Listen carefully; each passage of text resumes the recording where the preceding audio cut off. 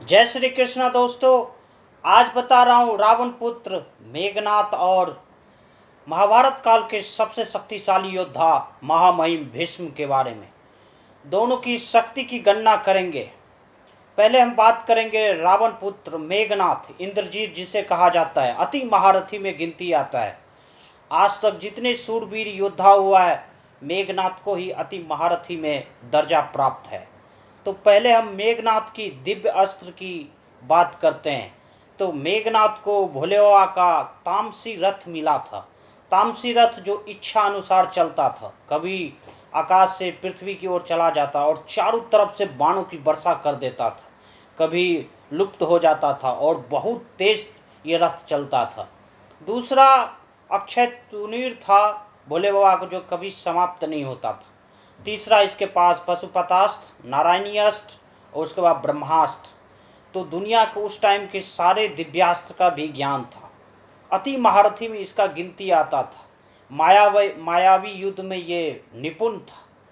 तो हम बात करेंगे मायावी शक्ति में ये निपुण था। उसके बाद सारे दिव्यास्त्र का ज्ञान था और गुरु शुक्राचार्य से ये सारी दिव्यास्त्र का ज्ञान सीखा था और महादेव से भी इसने कई शस्त्र का ज्ञान प्राप्त किया था। तो मेघनाथ को अति महारथी में गिनती किया जाता है। बात करते हैं जब पुत्र को मेघनाथ को जब सारे ग्रहों को मतलब एकत्रित कर लिया था और एक स्थान पर जो अपराजय होना चाहता था, लेकिन शनिदेव ने सोचा कि ये सारे ग्रह घट सकता है और बढ़ सकता है, इसलिए शनिदेव ने अपना चाल बदल लिया। इसीलिए रावण ने उसको एक गदा मारा जिसकी थोड़ी सी उसकी कमजोरी हो गई, तो इसलिए वो पराजय नहीं हो पाया। और उसके बाद ब्रह्मा जी का वरदान था कि निकुंबला देवी की पूजा करके अगर जाएगा युद्ध में तो ये अजय रहेगा। लेकिन 2 बार राम और लक्ष्मण को भी नागपाश से बांध दिया था, लेकिन तीसरी बार लक्ष्मण ने निकुंबला देवी की पूजा नहीं होने दी। और उसके बाद इसको वरदान था कि 12 वर्ष तक कोई सोएगा नहीं, तो वही मार सकता। तो लक्ष्मण जी ही मेघनाथ को मार सकते थे। अब हम बात करेंगे महाभारत काल के सबसे शक्तिशाली योद्धा, मतलब अपार शक्ति महामहिम भीष्म पितामह की। ज्यों ज्यों महाभारत आगे निकलता है, महामहिम भीष्म पितामह सुपरमैन की तरह दिखाई देता है। भीष्म पितामह की हम शक्ति की बात करेंगे, उसके दिव्यास्त्र की बारेंगे। महामहिम भीष्म पितामह जो स्वयं भगवान परशुराम जी, जो विष्णु भगवान के छठे अवतार हैं, और उनसे सारी दिव्यास्त्र का ज्ञान था। भीष्म पितामह के पास पशुपतास्त्र का ज्ञान था। इंद्रदेव से काफ़ी शक्ति उन्हें मिला था। वज्र का ज्ञान था जो बहुत शक्तिशाली हुआ करता था। उसके बाद उसका वायु अस्त्र का ज्ञान था, इंद्रास्त्र का ज्ञान था, सूर्यास्त्र, सूर्यदेव जो मतलब बड़ी बिजली कांपता है, उससे बड़ा भयानक वो अस्त्र था।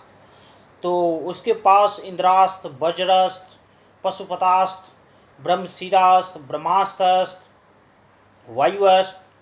वायु अग्नियास्त्र, उस टाइम जितने भी दिव्यास्त्र थे वो भीष्म पितामह के पास थे। और भीष्म पितामह अजय योद्धा माने जाते हैं। आज तक किसी युद्ध में किसी से नहीं हारे। हाँ, महानायक अर्जुन से जब भी उसका सामना पड़ा, अर्जुन उस पर अवश्य भारी पड़े, लेकिन तब तक भीष्म पितामह काफ़ी एज हो गया था और उनका 150 वर्ष महाभारत काल में था। काफ़ी बूढ़ा हो गए थे। और महाभारत काल में सबसे ज़्यादा एज भीष्म पितामह 150 वर्ष, कृष्ण भगवान 83 और अर्जुन 55 साल। तो भीष्म पितामह जो एक अजय योद्धा माना जाता है, जिससे बड़े से बड़े शूरवीर योद्धा लड़ने के लिए भी डरता था। और भीष्म पितामह को उस टाइम की सारे दिव्यास्त्र और 21 दिन तक भगवान परशुराम जी से युद्ध करके और भगवान परशुराम जी को भी खुश कर दिए थे। तो भीष्म पितामह जो भगवान परशुराम जी से भी 21 दिन युद्ध किए थे और उस टाइम उनके पास दुनिया की सारी दिव्यास्त्र का ज्ञान था। और भीष्म पितामह को भी हराना बड़ा कठिन है, लेकिन मेघनाथ जो अति महारथी में 12 योद्धा से एक बार युद्ध कर सकता है।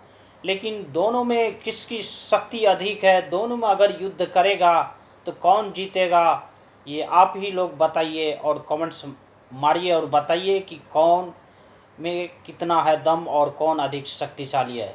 जय श्री कृष्ण दोस्तों।